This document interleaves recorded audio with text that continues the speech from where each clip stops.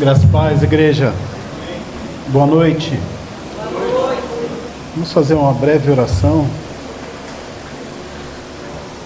Senhor meu Deus e meu Pai, em nome de Jesus, eu te agradeço por mais essa oportunidade de poder ser um porta-voz teu. Pai, eu te peço que abra os nossos corações e os nossos ouvidos e as nossas mentes para que possamos entender e compreender o que será ministrado aqui nessa noite, para que possamos, Pai, entender o que significa a ceia, os cálices, os utensílios da mesa, o significado que Deus deu lá para os hebreus quando os livrou do Egito e que alcançou Jesus, e Jesus ressignifica e passa para nós. Então nós hoje celebraremos a ceia, que tem um significado eterno de libertação, de esperança e de louvor ao teu nome. Então louvado seja o teu santo nome, Senhor. Ajuda-nos, Pai, essa noite. É que eu te peço e te agradeço, em nome de Jesus. Os irmãos podem se sentar.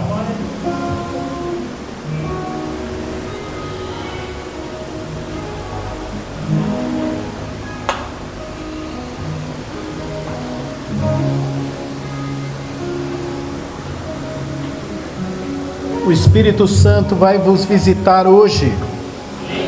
Deus me disse que hoje é uma noite especial. O texto que eu vou ler, o texto base para essa mensagem, está em Êxodo 6. Êxodo 6. Êxodo é depois de Gênesis, antes de Apocalipse.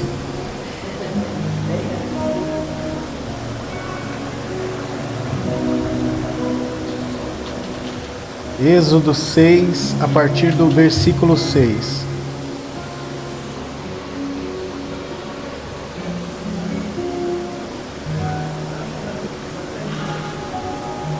Portanto, dirá aos filhos de Israel: Eu sou Yahvé, e vos farei sair debaixo das cargas do Egito.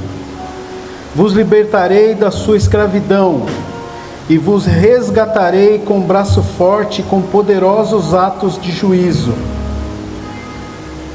Eu vos tomarei por meu povo, e eu serei o vosso Deus. Então vós aprendereis que eu sou Yahvé, o vosso Deus, e que vos faz sair de sob as cargas pesadas e injustas do Egito. Amém? Então, irmãos, esse texto, o que me fez? O Senhor falou assim, você deve falar sobre os cálices. Só que eu vou dizer para vocês o seguinte: do fundo do meu coração eu não sabia disso. Eu não sabia que a ceia do judeu tem 4 cálices. Uma vez eu ouvi falar sobre isso, aí eu fui estudar. Falei, será que é isso mesmo? Porque na Bíblia não está escrito nada a respeito. Então eu fui estudar. Só que eu quero que você tenha a mente e o coração aberto essa noite. Que eu vou falar algumas coisas que podem te chocar, ou não. Vai depender de que tipo de evangélico você é, que tipo de cristão. Então eu fui pesquisar e eu descobri onde é que surgiu a questão dos 4 cálices. Se vocês pesquisarem, vocês vão descobrir uns escritos que os judeus chamam de Talmud, com D mudo, Talmud. O Talmud judeu, ele serve como, eu vou fazer um resumo bem rápido aqui, tá? Significa muito mais que isso, mas ele é como se fosse um manual para se ler a Torá e os profetas, principalmente a Torá, a lei. Por quê? Porque tem um monte de coisa lá que nós brasileiros, com a Almeida revisada, a gente, sinceramente, não sabe. A gente não sabe. Então eu fui pesquisar. Então por que eu chamei a atenção de vocês para isso? Eu falo aqui de Talmud, aí muitos podem dizer assim, está na Bíblia? Quando eu ouço isso me deixa muito chateado. Está na Bíblia? Não está? Ah, então não serve. Calma lá, irmão. Calma lá. Porque tudo que a gente lê e estuda, tudo provém, é oriundo da cultura judaica. Jesus não era crente. Jesus não era evangélico. Jesus era judeu. E Jesus, sendo judeu, ele cumpriu o que estava escrito no Talmud, a respeito da lei.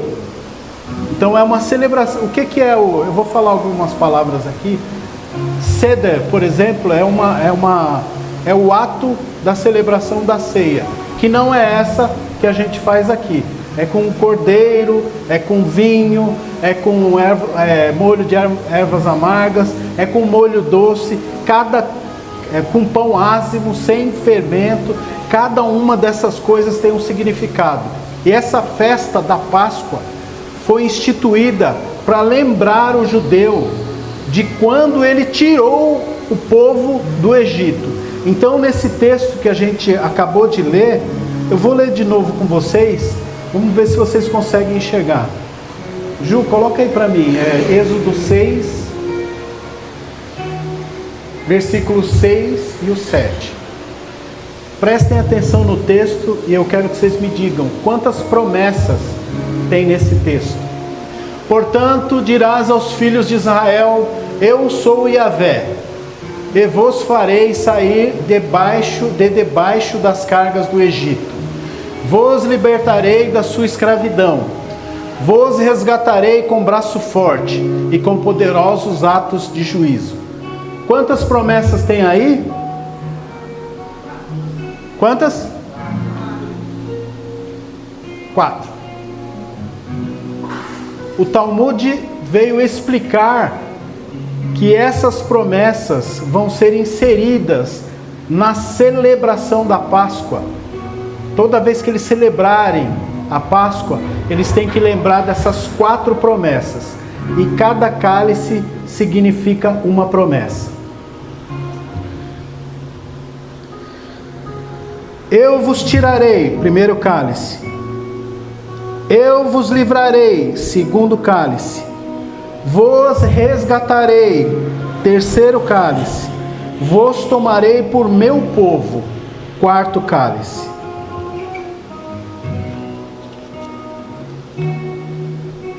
Então, quando a gente lê no livro de Êxodo sobre essas promessas e sobre a Páscoa, a simbologia que tem a Páscoa, para os judeus se chama Pessá. Pessá significa passagem, é o marco de libertação do povo, de que Deus foi lá e resgatou o povo com o braço estendido. Mas era o braço de Deus que estava estendido? Ou era o braço de Moisés que estava estendido a mando de Deus? Porque ele resgatou o povo com braço forte, através de Moisés. Moisés foi escolhido por Deus para ser um legislador. Então ele resgata o povo com braço forte. Onde é que aparece o braço forte de Deus? Quando ele vai fazendo as maravilhas, quando ele faz o rio ficar vermelho, quando aparecem as rãs, e por aí vai. Aí está aparecendo o braço de Deus para fazer essas coisas. Então ele resgatou o povo com braço forte, com braço estendido. Então eu queria ler aqui com vocês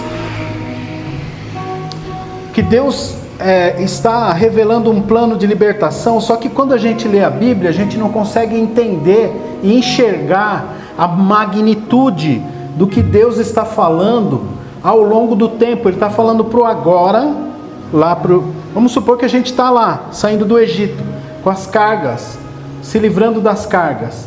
Então, o significado é literal para aquela hora, para aquele momento. Mas ele fala também futuramente, quando ele aponta para Jesus.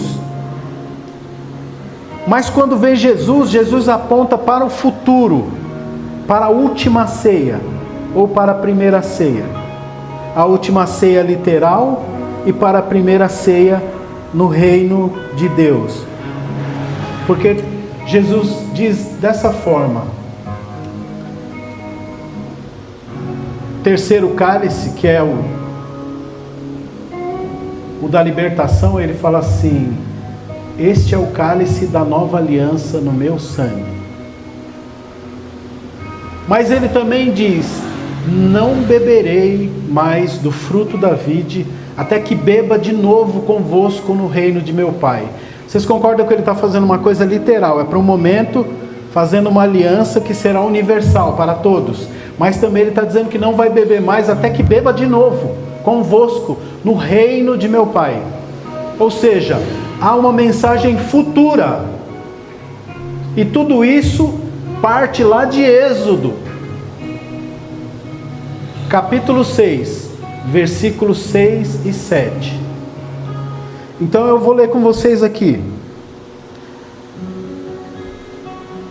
Deus ouviu o clamor do seu povo em Êxodo 2, 23 e 25. E agora revela o seu nome, Yahvé, que significa eu sou. O Senhor. O seu propósito redentor. As 4 promessas contidas nesses versículos são a espinha dorsal da narrativa de libertação, que formam a estrutura simbólica do Seder. O que é Seder? É a mesma coisa que ceia, irmãos. É a celebração. Seder é a mesma coisa que ceia. Só que quem fala Seder são os judeus. A gente fala ceia. Só que o Seder dele não tem nada a ver com a ceia que a gente faz aqui. Lá tem carneiro, tem pão ázimo, tem muitas outras coisas que tem uma simbologia para eles, que a gente não tem aqui. E portanto, diga aos israelitas: eu sou o Senhor, eu vos tirei debaixo das cargas dos egípcios, vos livrarei da servidão deles, vos resgatarei com braço estendido e com poderosos atos de julgamento, vos tomarei por meu povo, e sereis o vosso Deus. Então sabereis que eu sou o Senhor. Vamos ao primeiro cálice, o cálice da santificação. Para os judeus é chamado de Kiddush, libertação. Eu vos tirarei debaixo das cargas do Egito. Este primeiro cálice, muitas vezes chamado de cálice da santificação ou Kiddush, representa o início do processo de libertação.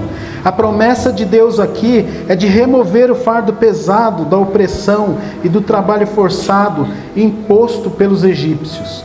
As cargas, sivlot chamam as cargas, eram literais.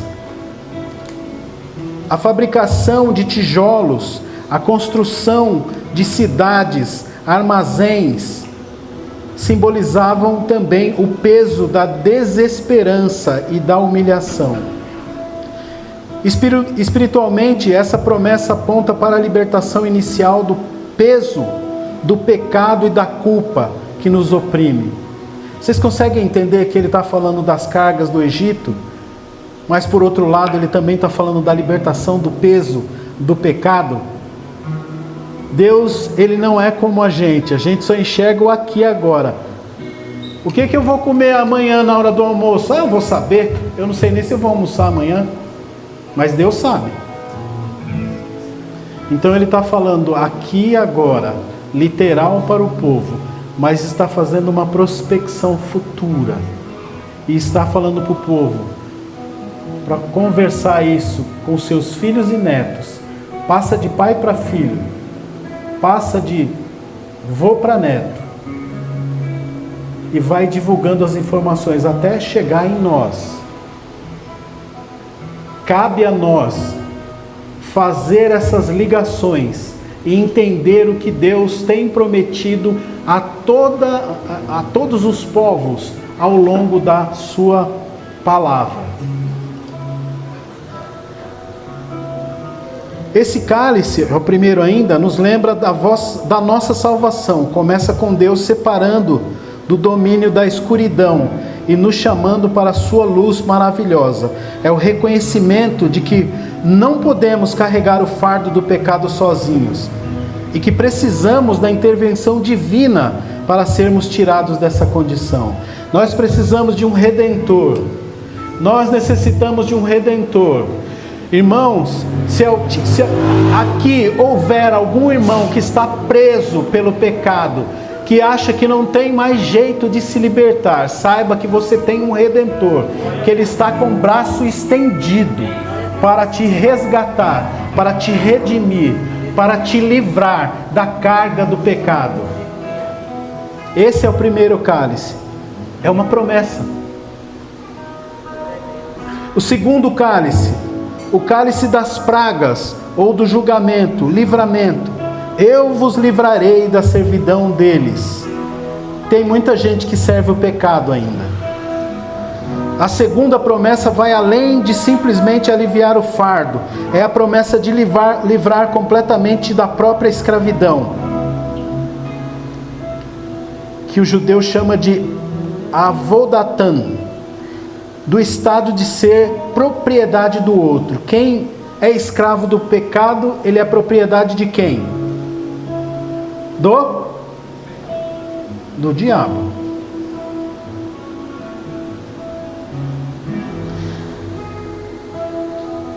Deus não queria apenas que Israel tivesse um trabalho mais leve, mas que deixasse de ser escravo do faraó. E Deus quer que você deixe de ser escravo do diabo, escravo do pecado. Esse livramento foi executado através das poderosas pragas lançadas sobre o Egito, que culminaram na morte dos primogênitos egípcios, demonstrando o julgamento de Deus sobre os deuses e o poder do Egito. As pragas, para quem não veio na aula da escola bíblica, todas as pragas que Deus lançou sobre os egípcios estavam abalando a estrutura socioeconômica e religiosa dos egípcios. Eles tinham crenças também, que não eram em Yahvé. Eles tinham crenças, então tinha o Deus das moscas, o Deus das rãs. Então eles acreditavam em vários deuses. E quando Deus lança as pragas sobre o Egito, Ele abala a estrutura socioeconômica e religiosa do Egito. Eles já não sabem mais do que crer. Porque Deus está falando, quem manda aqui sou eu.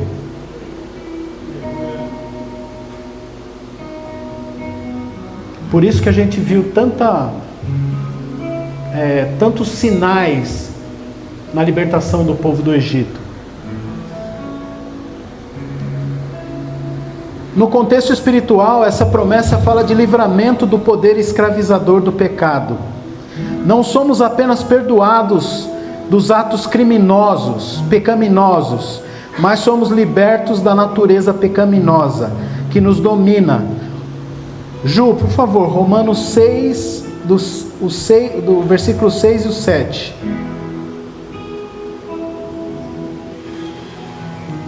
Pois temos conhecimento de que a vossa velha humanidade em Adão foi crucificada com ele, a fim de que o corpo sujeito ao pecado fosse destruído, para que nunca mais venhamos a servir o pecado.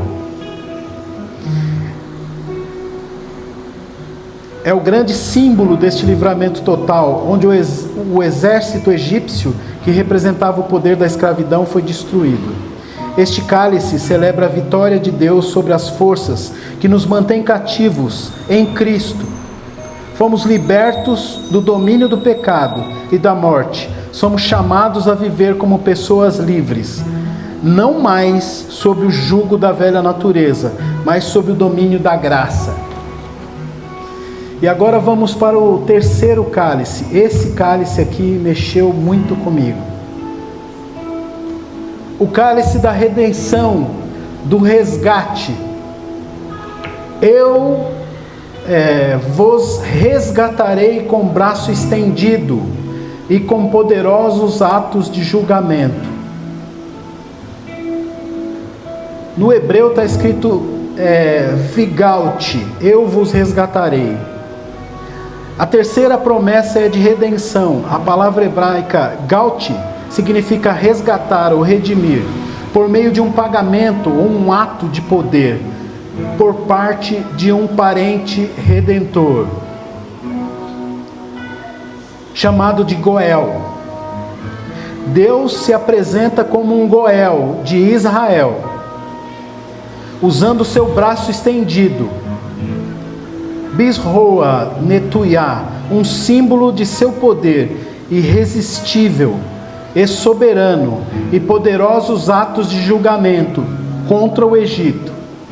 A Páscoa original, com o sacrifício do cordeiro e o sangue nas vergas das portas, é o ato central desse resgate, onde a morte foi evitada pelo sangue.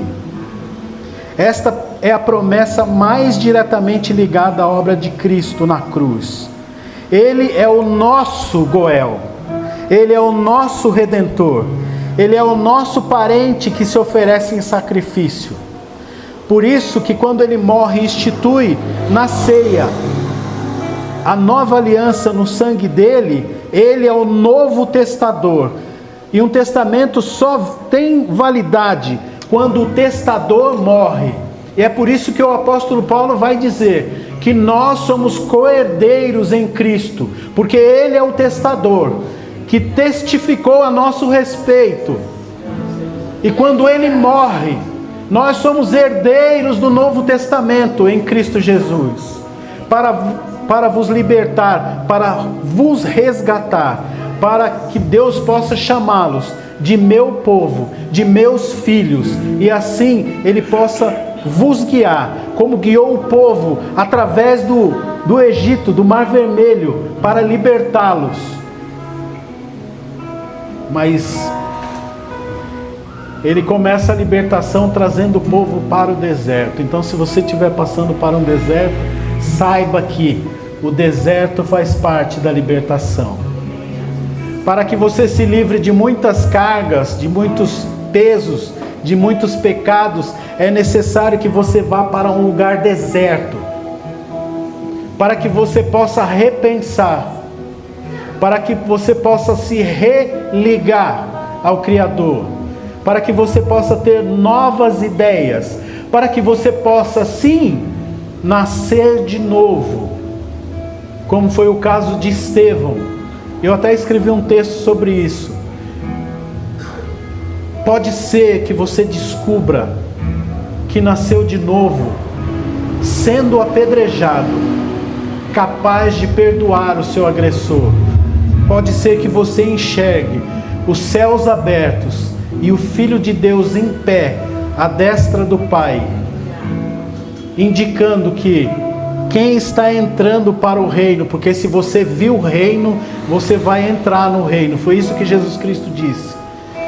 Indicando o Filho de Deus em pé, à destra do Pai. Sabe quando você fica em pé? É quando você quer receber uma pessoa que tem muito valor para você. E Jesus estava em pé, esperando Estevão entrar. E ele, sendo apedrejado, foi capaz de dizer: Pai, Senhor, não impute-lhes mais esse pecado. Então, não tenho dúvidas em dizer que Estevão nasceu de novo. E nós, para nascermos de novo, precisamos ir para o deserto. Porque Deus é como um vento. Ele passa no meio da tribulação. Ele passa, você não sabe de onde veio nem para onde ele vai, mas você sentiu que ele passou. Só que depois que ele passou, você ficou diferente. Você foi capaz de perdoar o seu irmão. Depois que ele passou, o seu coração se transformou num coração de carne, porque era um coração de pedra. Depois que ele passou, você vai falar, mas eu não era assim. Eu não chorava desse jeito. O que está acontecendo comigo? É que você está nascendo de novo. Você está podendo vislumbrar o reino. Porque Jesus vai dizer que só quem consegue nascer de novo pode ver o reino. E só quem consegue nascer de novo pode entrar no reino. Não é fácil. E os discípulos disseram, então é impossível. E Jesus disse aos discípulos, mas para Deus nada é impossível. Então se você se pegar de... por que eu estou agindo dessa forma? É porque veio um vento, passou por você, o vento do Espírito Santo de Deus. E você não sabe de onde ele veio, mas você sentiu o seu toque. E quando ele foi, você já não era mais quem você já não é mais quem você era. Você se transformou em uma nova criatura. E esse é o trabalho de Cristo para nós. Que nós nos transformemos em novas criaturas à imagem de Deus. Mas eu vou matar a sua curiosidade. Você quer saber por que esse terceiro cálice mexeu comigo? Porque o Goel de Israel, do povo judeu, foi Yahvé. Ele foi o redentor de Yahvé, de Israel. O nosso redentor se chama Jesus Cristo. Ele também é chamado de Emanuel, que significa Deus conosco, ou seja, Deus esteve conosco. Só que o que mais me chamou a atenção, que ele fala no texto que... Ele vai falar no texto que eu vos livrarei com o braço estendido e com pesados juízos.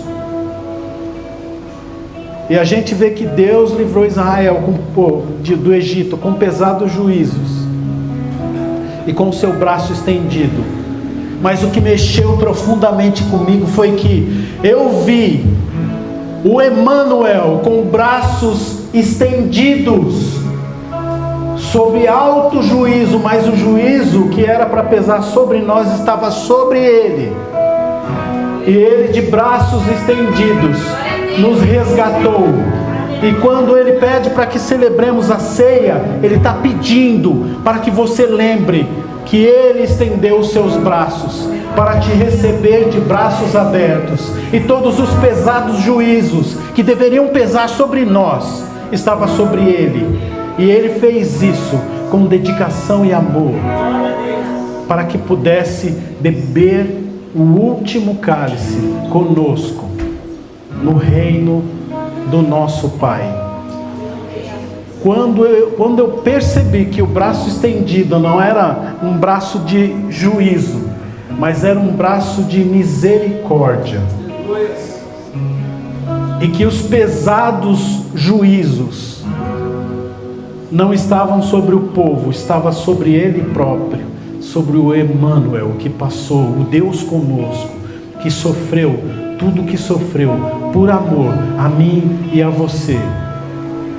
Então, se você tiver numa vida de pecado, eu acredito que não, mas se tiver alguém que você conhece, leve essa palavra para ele, que aquele que nos amou profundamente recebeu sobre ele juízos pesados, mas morreu de braços abertos para nos receber. Essa passagem para mim foi muito... Eu tive que chorar fora da folha, porque senão eu ia manchar toda a tinta. Porque aqui quando cai água mancha. Eu falei, nem chorar eu posso sossegado.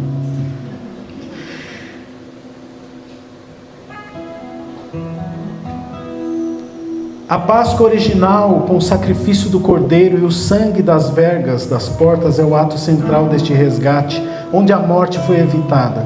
Essa promessa, mais diretamente ligada à obra de Cristo, ele é o nosso Goel, como eu disse, nos resgatou do mercado da escravidão, do pecado e da morte, com preço altíssimo do seu próprio sangue, que está lá em 1 Pedro 1:18. Ju, Por favor, 1 Pedro 1:18 e o 19 também. Sua morte foi o sacrifício redentor que satisfez a justiça de Deus e nos comprou de volta para Ele. Porquanto estais cientes de que não foi mediante valores perecíveis, como a prata e o ouro, que fostes resgatados do vosso modo de vida vazio e sem sentido, legado por vossos antepassados, mas fostes resgatados pelo precioso sangue de Cristo, como cordeiro sem mácula ou defeito algum.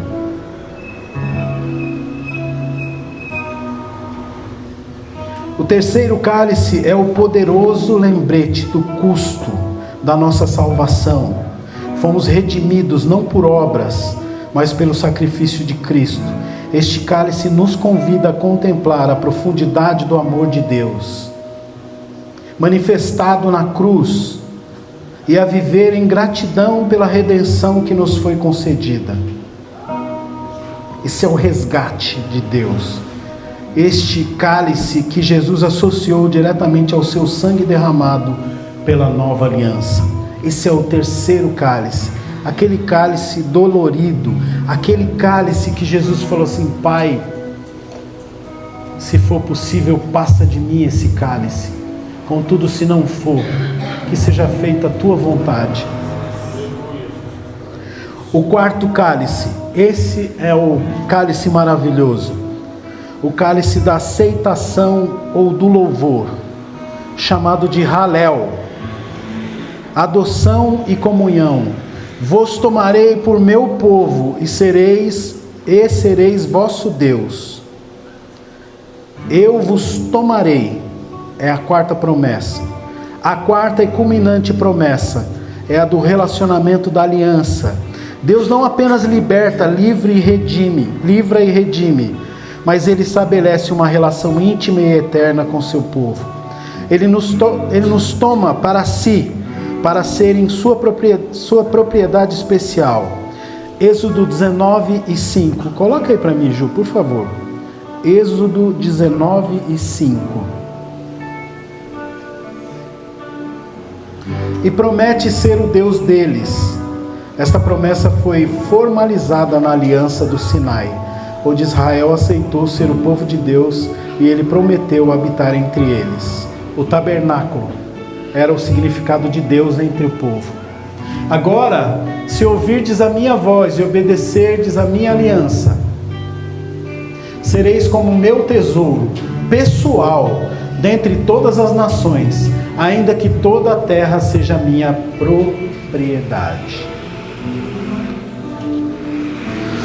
No Novo Testamento, esta promessa se cumpre na nossa adoção como filhos de Deus através de Cristo. Ju, por favor, Romanos 8:15.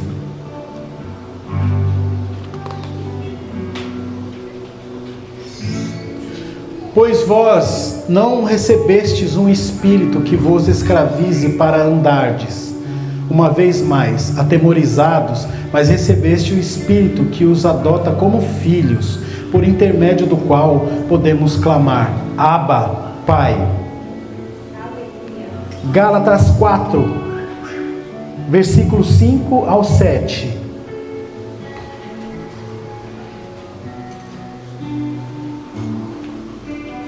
Para resgatar os que estavam subjugados pela lei, a fim de que recebêssemos a adoção de filhos.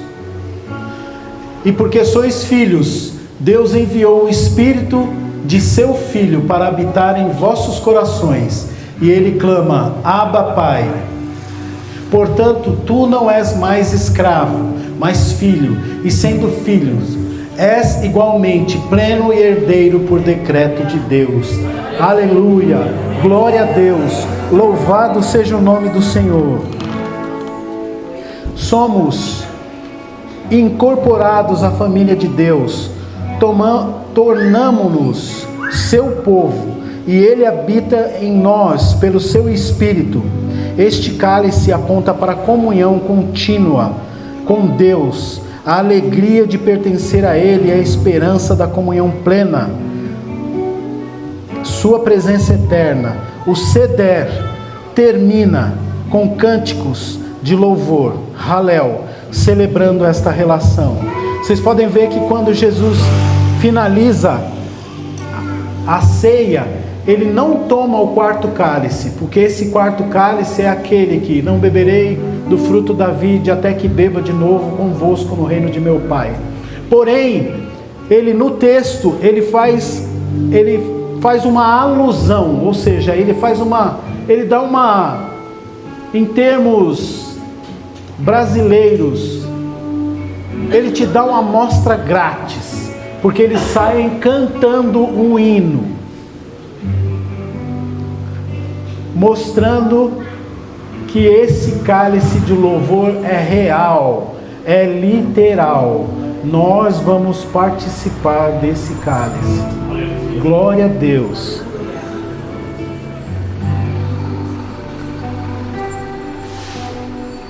O quarto cálice celebra a nossa nova identidade, o nosso relacionamento com Deus. Não somos mais estranhos ou forasteiros, mas concidadãos dos santos e membros da família de Deus. Somos chamados a viver em íntima comunhão com Ele, desfrutando da sua presença e vivendo de maneira que o honre como nosso Deus.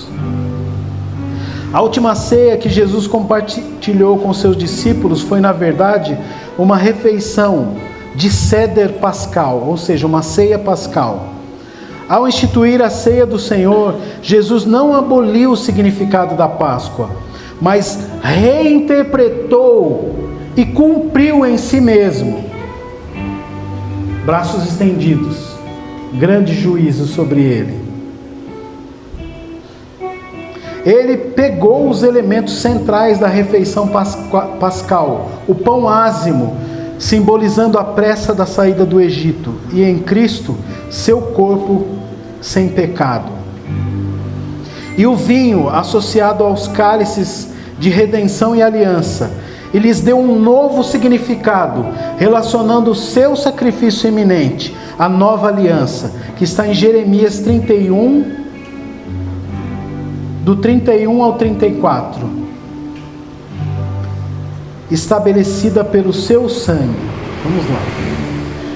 Dias virão, afirma o Senhor, quando estabelecerei uma nova aliança com a casa de Israel e a casa de Judá.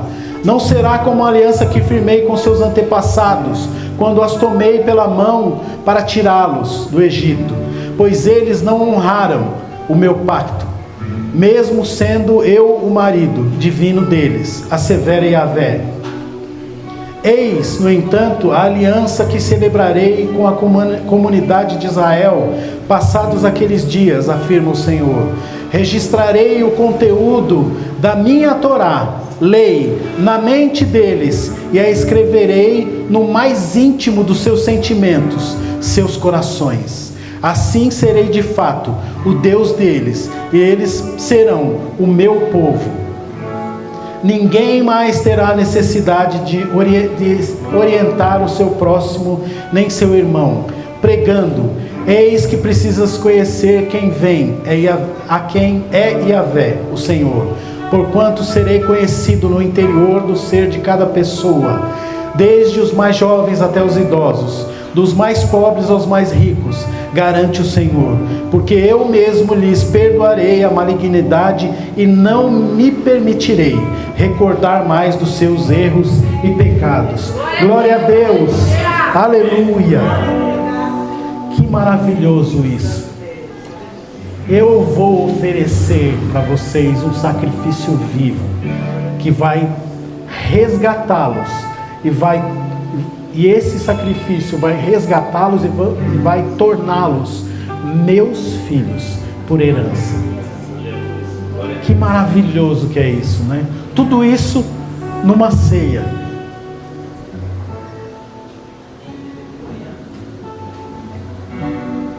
Ao associar o pão ao seu corpo e o vinho ao seu sangue, a nova aliança, que está em Lucas 22, 19 e 20, mas não precisa colocar não, Ju. Jesus indicou que ele é o Cordeiro Pascal. Esse aqui, por favor. João 1 e 29. Cujo sacrifício realiza plenamente a libertação, o livramento, a redenção e a união com Deus, prometidas no Antigo Testamento. Por outro lado, uma grande multidão de judeus, assim que soube que Jesus estava ali, veio, não somente por causa de Jesus, mas igualmente ver Lázaro, a quem, não é 1 e 29. No dia seguinte, João viu a Jesus, que vinha caminhando em sua direção, e disse: Eis o Cordeiro de Deus, que tira o pecado do mundo.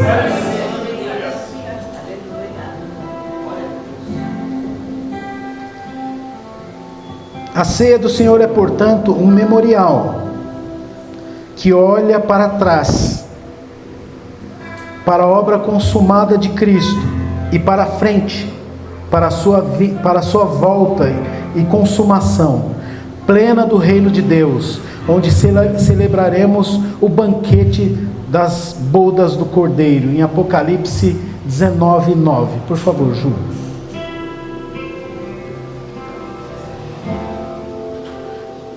Então o anjo me ordenou: escreve: bem-aventurados os que são chamados ao banquete das núpcias do Cordeiro. E disse-me mais: estas são as exatas palavras de Deus. Diante disso lancei-me aos seus pés num gesto de adoração, mas ele imediatamente me orientou: olha, não faças isso, sou conservo teu e de teus irmãos, que tem o testemunho de Jesus. Adora a Deus, porquanto o testemunho de Jesus é a essência da profecia. Aleluia. E tomando o cálice e dando graças, deu-lhe, dizendo: bebei dele todos, porque isto é o meu sangue, o sangue da nova aliança, que é derramado por muitos para a remissão dos pecados. Está em Mateus 26, do 27 ao 28. Não precisa pôr não, João. Este cálice, possivelmente, o quarto cálice, cálice da aceitação da aliança, do ceder, foi o que Jesus usou para selar. Não, é o terceiro cálice, para selar a nova aliança no seu sangue, cumprindo e expandindo o significado das promessas de Êxodo 6, do versículo 6 ao 7. As 4 promessas de Deus em Êxodo 6, do 6 ao 7. Eu vos tirarei, vos livrarei, vos resgatarei, vos tomarei por meu povo, formam a base simbólica dos 4 cálices do ceder pascal, da ceia pascal, e delineiam a jornada da salvação, desde a separação inicial da escravidão, passando pelo livramento seu, poder e a redenção pelo sacrifício, até o estabelecimento de um relacionamento íntimo e eterno com Deus. Estão preparados para um relacionamento íntimo e eterno com Deus? A ceia do Senhor, enraizada na tradição da Páscoa, é o memorial cristão que celebra o cumprimento dessas promessas de Jesus Cristo. Ao participarmos do pão e do vinho, celebraremos que fomos libertos do fardo do pecado, livrados do seu poder, redimidos pelo sangue do Cordeiro, feitos parte do povo de Deus, desfrutando de comunhão com eles e um com os outros. Que cada vez que participemos da ceia do Senhor, mesmo ao refletirmos sobre a obra de Cristo, possamos meditar profundamente sobre estas 4 promessas e seu glorioso cumprimento em Jesus. Que a nossa vida seja um testemunho constante da poderosa obra de Deus, que nos tirou das trevas para a sua luz maravilhosa, nos tornando seu povo para sempre. Amém. Vamos ficar de pé, fazer uma oração e agradecer a Deus, porque grandes feitos fez o Senhor por nós. Grandes feitos estava tudo escrito, estava tudo preparado. A história passou diante dos nossos olhos, os cumprimentos das profecias, e está passando diante dos teus olhos e dos meus olhos, e as profecias estão se cumprindo. Amém? Senhor, meu Deus e meu Pai, obrigado, Senhor, porque Tu, Senhor, tem mostrado o seu profundo amor sobre cada um de nós, mesmo sem